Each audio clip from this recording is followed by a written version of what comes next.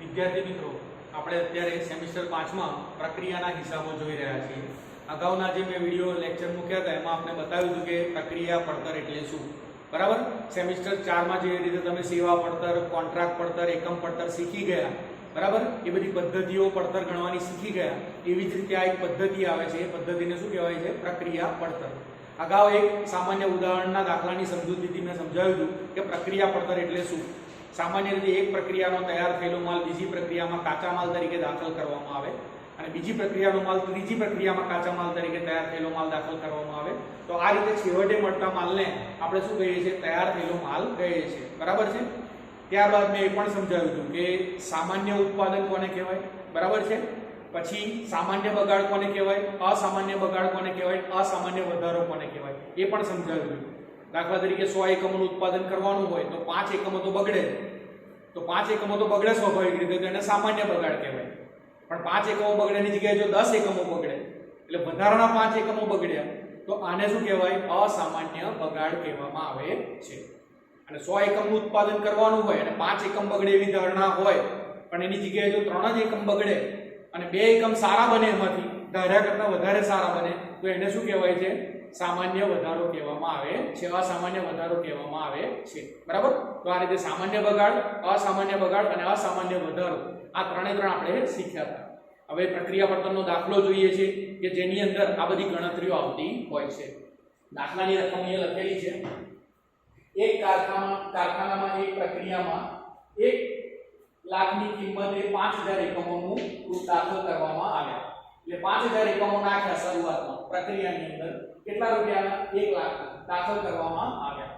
તેના ઉપર વધારાનો ખર્ચ 1,65,000 થયો. આપણે ઉત્પાદન કરી રહ્યા છીએ પ્રક્રિયામાં. પ્રક્રિયા ખાતું બનાવીશું, એમાં સૌપ્રથમ દાખલ કરેલા એકમો આવે કે કાચો માલ શરૂઆતમાં કેટલો નાખ્યો, તો અહીંયા 5000 એકમો જેટલા કાચો માલ નાખ્યો અને કેટલા રૂપિયાનો નાખ્યો? 1 લાખ રૂપિયાનો.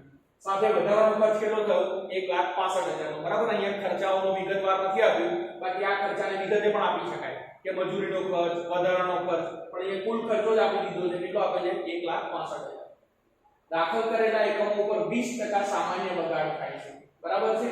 તો સામાન્ય બગાડ કોઈ પણ વસ્તુમાં 5000 એકમો દાખલ કર્યા એટલે 5000 એકમો જ ઉત્પન્ન થાય એવું જરૂરી છે નહીં. બરાબર છે. 5000 એકમો દાખલ કરીને 5000 એકમો જ ઉત્પન્ન થાય એવું જરૂરી નથી. કેમ નથી? કે એમાં થોડો ઘણો બગાડ કે થોડો ઘણો ઘટ પડવાની શક્યતાઓ રહેલી છે. બરાબર છે. તો 20% દાખલ કરેલા એકમોમાં બગાડ થશે. દાખલ કરેલા એકમો કેટલા છે? 5000.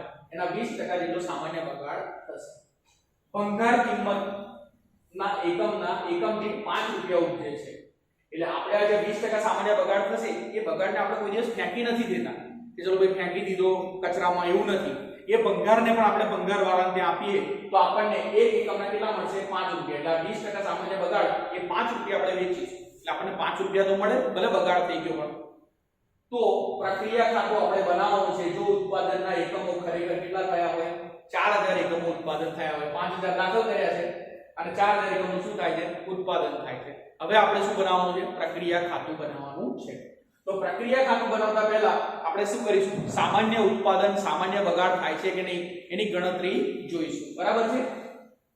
ગણતરી જોવી હોય તો દાખલ કરેલા એકમો, બરાબર છે. પ્રક્રિયામાં દાખલ કેટલા એકમો કરવામાં આવે છે?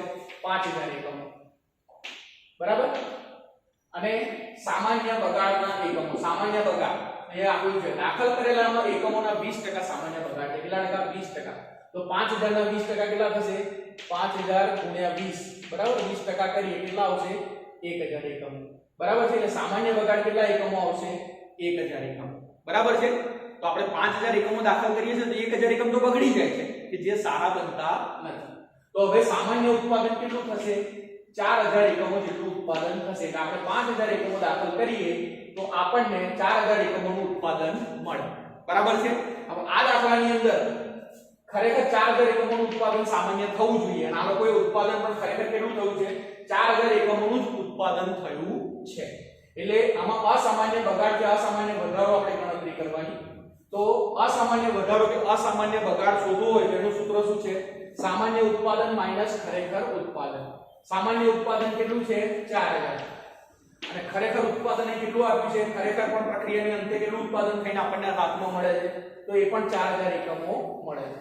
એટલે અહીંયા કોઈ જ પ્રકારનો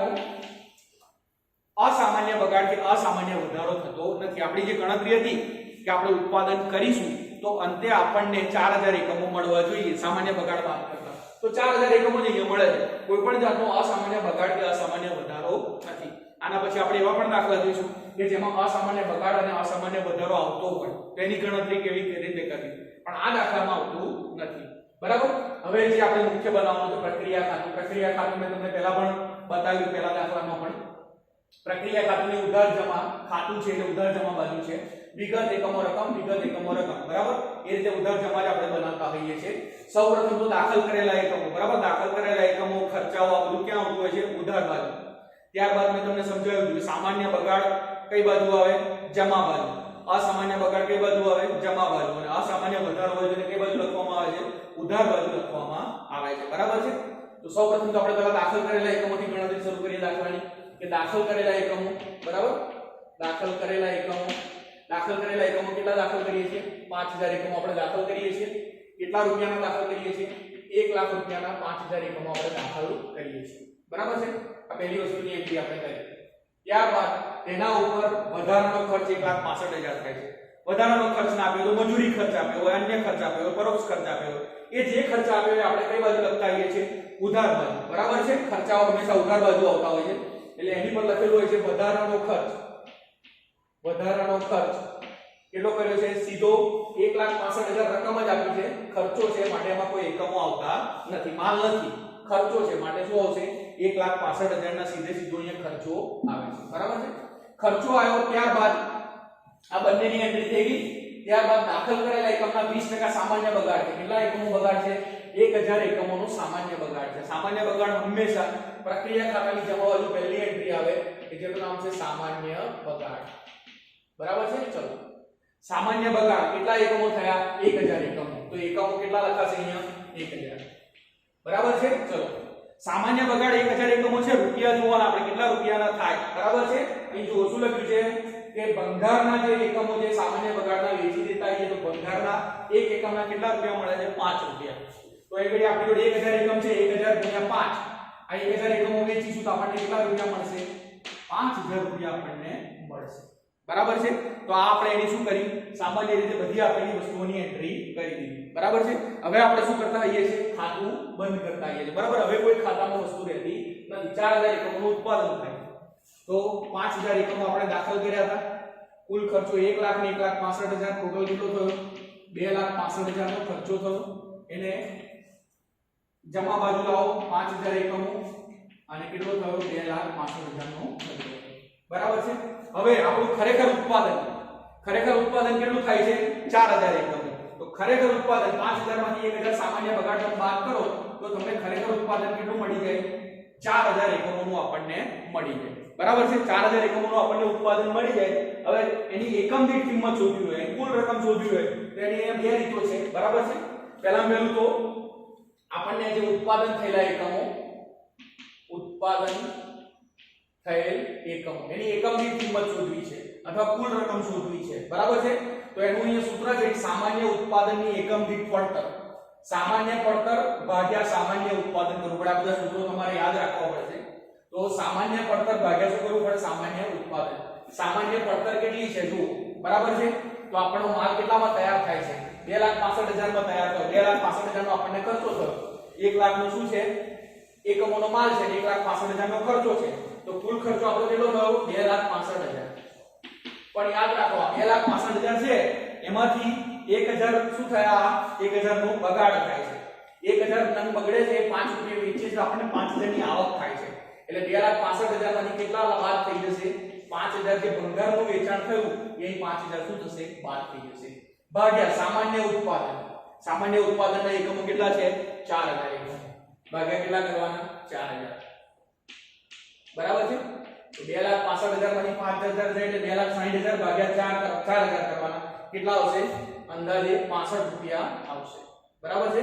કેટલા આવશે? અંદાજે 65 રૂપિયા એકમ દીઠ. એટલે આ 4000 એકમોની કિંમત કેટલી આવી? 65 રૂપિયા કિંમત આવી. એકમ દીઠ કિંમત આવી. આ કઈ આવી? એકમ દીઠ કિંમત. 4000 × 65 કરવાના. બરાબર છે. તો 4000 × 65 કરો તો કેટલા આવશે? અંદાજે 2,60,000 આવશે. બરાબર. આ રીતે પણ આવી શકે 2,65,000 માંથી આ 5,000 બાદ કરો તો પણ તમને શું મળે 2,60,000 મળે છે પણ આ સૂત્રની રીતે ગણતરી કરવી કે કુલ ખર્ચો કેટલો થયો સામાન્ય પડતર 2,65 માંથી 5,000 ઉપજ છે આ કઈ ઉપજ ભંગારની બરાબર ભંગારની ઉપજ 5,000 બાદ કરી એટલે ટોટલ આપણને 260 મળ્યા એમાંથી 4,000 સામાન્ય ઉત્પાદન વડે ભાગ્યા એટલે આપણને કેટલા રૂપિયા મળ્યા 65 રૂપિયા મળી ગયા બરાબર એકમ દીઠ કિંમત કેટલી મળી 65 રૂપિયા મળી ગઈ તો હવે આ દાખલામાં સામાન્ય બગાડ કે અસામાન્ય બગાડ અસામાન્ય વધારો છે નહીં સામાન્ય બગાડ હતો એટલે એન્ટ્રી કરી દીધી તો સામાન્ય રીતે જેટલું ઉત્પાદન થયું હોય અને એટલું જ સામાન્ય ઉત્પાદન હોય તો આ રીતે પ્રક્રિયા ખાતું બનતું હોય છે હવે પછી આપણે જે દાખલો જોઈશું એમાં અસામાન્ય બગાડ અને અસામાન્યની વધારો થયો હોય તો એની એન્ટ્રી કઈ રીતે આવે એની ગણતરી આપણે જોઈશું થેન્ક યુ